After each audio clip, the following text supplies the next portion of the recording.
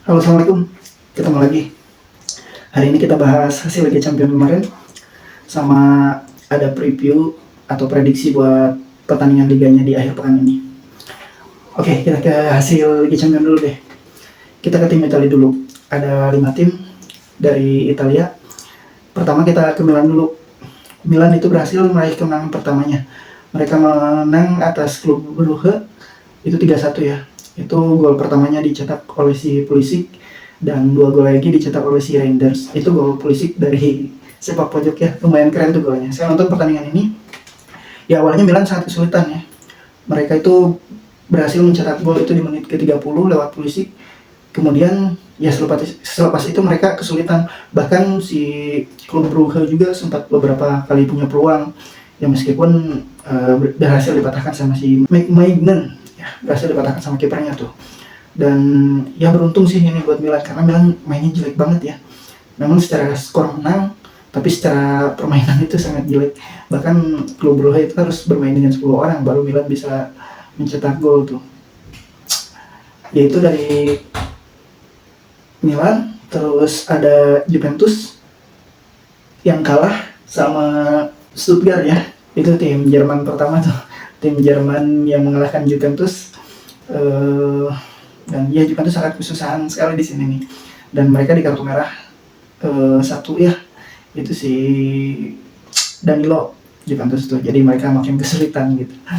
Dan kelihatan, dan golnya ini sangat disayangkan sekali karena terjadi di penghujung pertandingan gitu, di menit 90-an. Terus ada Bologna yang kalah sama Aston Villa. Ya, Aston Villa sekarang ada di puncak klasemen ya. Yang belum pernah kalah, mereka mulai 3 kemenangan tuh. Jadi poinnya ada 9 kalau nggak salah. Iya benar, poinnya 9 gitu. Terus ada Atalanta yang bermain 0-0 sama Celtic, dan ada Inter yang beruntung bisa menang lawan Young Boys. Itu ada penalti si Arnaud Topik yang gol. Terus yang mencetak golnya itu di penghujung pertandingan juga si Marcus Thuram ya, itu sebagai penyelamat. Di Inter sejauh ini belum kalah nih. Mereka menang 2 kali dan draw 1 kali, poinnya 7 gitu. Ya Inter meraih hasil yang lebih baik ketimbang tim-tim Italia yang lain gitu. Terus kita ke tim Inggris, ada Arsenal yang beruntung juga di Arsenal. Mereka menang 1-0 lawan Shakhtar ya, lewat gol bunuh diri pemain Shakhtar juga tuh. Saya nggak nonton sih pertandingan ini gitu. Terus ada City yang ngamuk, mereka menang besar atas Sparta ya. Itu golnya keren-keren tuh, apalagi dari si Foden dan Erling Haaland itu. Gol tumitnya tuh mirip si Ibra ya, zaman-zaman waktu muda gitu. Ya, si Haaland mencetak brace. Terus ada dari si Matheus Nunes, terus Phil Foden, sama 1 gol lagi itu dicetak sama si John Stone ya, dari sepak pojok gitu. Dari sepak pojok, oh ya pokoknya John Stone lah, satu lagi, lupa lagi saya, karena saya menonton cuplikannya aja. Terus ada Liverpool yang mereka bisa menang sama RB Leipzig itu lewat gol Darwin Nunes, itu umpan dari headingan dari si Mohamed Salah ya. Ya Liverpool menunjukkan kestabilannya di pertandingan ini, meskipun ya nggak apa namanya ya stabil secara hasil gitu. Meskipun secara permainan mereka ya nggak begitu bagus juga sih di Liga Champions gitu. Cuman inilah kalau Liverpool gitu, standar gini, cenderung begini, nggak ke bawah gitu Liverpool, kayak tim yang lain gitu. Terus dari tim Spanyol sekarang, 3 tim Spanyol. Ada ATM yang lagi-lagi kalah nih. ATM kalah sama Lille. Lille ini berhasil mengalahkan 2 tim kota Madrid ya. Sebelumnya mereka mengalahkan Real Madrid, sekarang mereka mengalahkan Atletico gitu. Ya Atletico sangat kesusahan di pertandingan ini. Lille itu yang menjadi bintang di pertandingan ini si Jonathan David nih, yang banyak diincar sama tim papan atas Eropa ya, si Jonathan David. Ya itu ATM, kayaknya ATM bakal ya susah sih ATM menurut saya. Kalau 24 besar pasti sih mungkin bisa lolos lah gitu. Tapi kalau untuk 8 besar kayaknya ATM bakal susah. Terus kita ke Madrid nih, saya nonton pertandingan ini. Ini sangat seru. Babak pertama itu Madrid sangat kesulitan ya.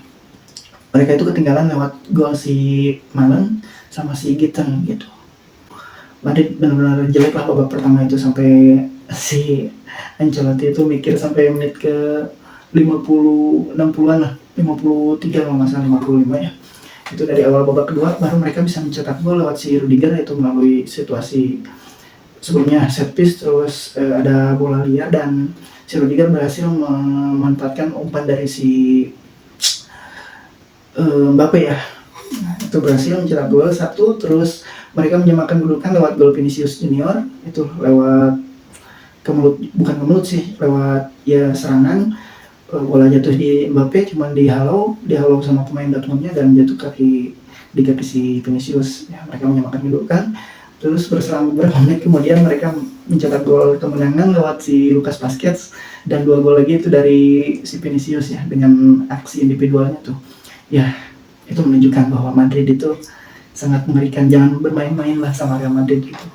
Apalagi pemain Dortmund kemarin ada yang ya semacam ngeledekin lah gitu. Mereka udah unggul 2-0, pemainnya itu seperti yang sombong gitu. Dan akhirnya mereka distrap tuh sama Madrid, dihajar sama Madrid. Ya itu Madrid, dan menurut saya masih calon kuat nih Madrid. Terus ke pertandingan Barca melawan Munchen. Barca cantik nih. Barca lebih dari Madrid ya, karena yang dikalahkan yaitu Bayern Munchen, dan mereka menang dengan sangat meyakinkan. Saya nonton pertandingan ini. Menit pertama itu si Rafinha udah ngegolin, terus ada gol dari Lewandowski, dan 2 gol lagi dari Rafinha. Rafinha mencetak hat-trick ya di pertandingan ini. Sama kayak si Vinicius tuh. Barcelona ini menunjukkan ya permainan yang sangat bagus gitu, sangat cantik, Barca banget lah. Si Hansi Flick ini berhasil mengembalikan marwah Barca gitu, mengembalikan roh Barca yang sesungguhnya.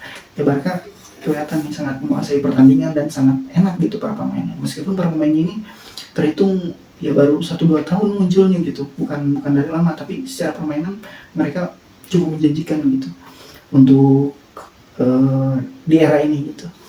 Dan ya Hansi Flick berhasil menyatukan tim ini dan membuat permainannya menjadi lebih baik lagi daripada di era Sapi gitu. Dan sekarang Barca itu sangat enak ditonton sih gitu. Terus kita ke tim Spanyol yang lainnya, itu ada Girona yang menang 2-0 ya lawan Slovan. Nah itu paling dari Liga Champions. Kita ke prediksi Liga dulu deh.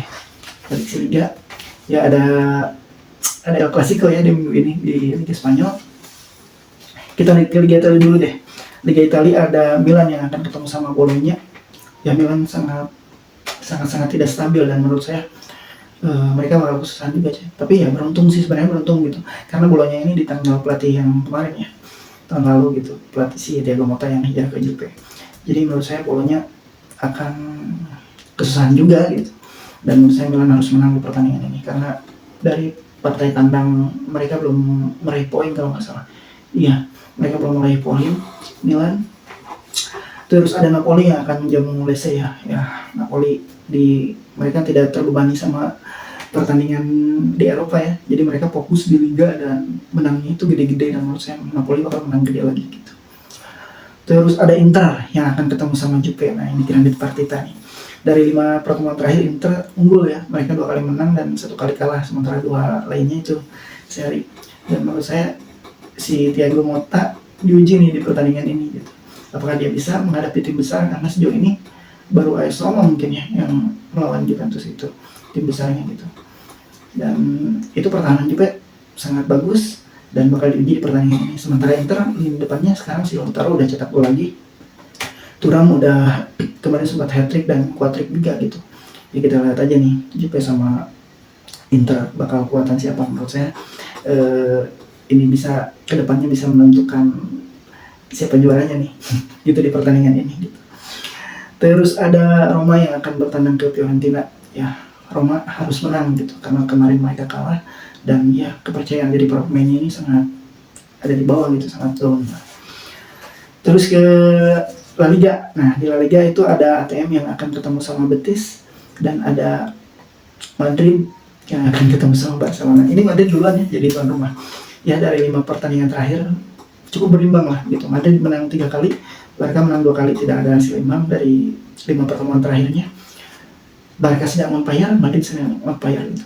Ini El Clasico era baru. Ini bakal lebih seru menurut saya nih, karena di situ ya sama sih, mungkin lebih seru secara permainannya nih. Kalau secara dramanya mungkin lebih seru era Pep gitu. Dan secara permainannya itu ya Madrid menunjukkan permainan yang cukup baik, skill para pemainnya, sementara Barca dengan permainan tim dan para pemain yang muda juga bakal diuji nih di pertandingan ini. Karena ini penentuan sih, maksudnya penentuan tuh kayak Madrid kalau menang mereka pasti menggeser Barca. Barca kalau menahan imbang atau draw ya mereka makin menjauh gitu dari Madrid dan bakal mengerucut. Memang kedua tim ini sih yang bakal jadi juara. Ini sangat seru sekali nih. Saya pasti nonton pertandingan ini dan tidak ada yang cedera juga. Nanti Mbappe juga tampil, Mbappe, Vinicius, Bellingham, terus Rodrigo. Sementara di Barca itu Lamine Yamal, Lewandowski, terus Rafinha. Wah, ini bakal seru nih pertandingan ini. Dan ya semua mata bakal terus juga pertandingan ini di minggu ini ya. Kita ke IPL. Di IPL ada City yang akan ketemu sama Soton ya. Ya, City sedang on fire dan menurut saya City bakal meraih poin medali di sini. Terus ada MU yang akan ketemu sama West Ham. Ya, MU harus menang ya di pertandingan ini. Dari 5 pertemuan terakhir juga West Ham bisa mencuri 2 kemenangan sementara MU 3 kemenangan. Dan yang menurut saya bakal menyulitkan juga West Ham gitu. Terus ada Chelsea yang akan ketemu sama Newcastle. Ya, ini tim yang sedang berbenah gitu. Dua tim ini memang sedang berbenah sih. Itu bakal terjadi di lini tengah kayaknya nih pertarungannya gitu. Dan menurut saya Chelsea bakal menang sih di pertandingan ini gitu. Terus ada Arsenal yang akan ketemu sama Liverpool. Nah, ini ada juga big match di Liga Inggris ya. Sekarang beda poinnya itu hampir 6 poin. Arsenal 17, Liverpool cukup jauh ya. Liverpool itu 24 poin kalau nggak salah. Ya, beda 7 poin lah. Itu Arsenal harus bisa menang nih lawan Liverpool. Dan Liverpool juga sudah menunjukkan kemarin melawan Chelsea untuk melawan tim papan atasnya ya. Liverpool itu menunjukkan permainan yang baik juga, mereka tidak berubah gitu secara permainan dan secara mental mereka lebih unggul sih ketimbang Arsenal, karena Arsenal seperti kita tahu di pertandingan sebelumnya mereka kalah sama Bournemouth gitu. Dan menurut saya ini pemain kuncinya di pertandingan ini ada di Saka kalau di Arsenal, kalau di Liverpool itu tetap ada di Salah ya. Kita lihat aja nanti kita nonton pertandingan ini. Ya paling segitu untuk minggu ini. Terima kasih sudah menonton. Selamat bertemu.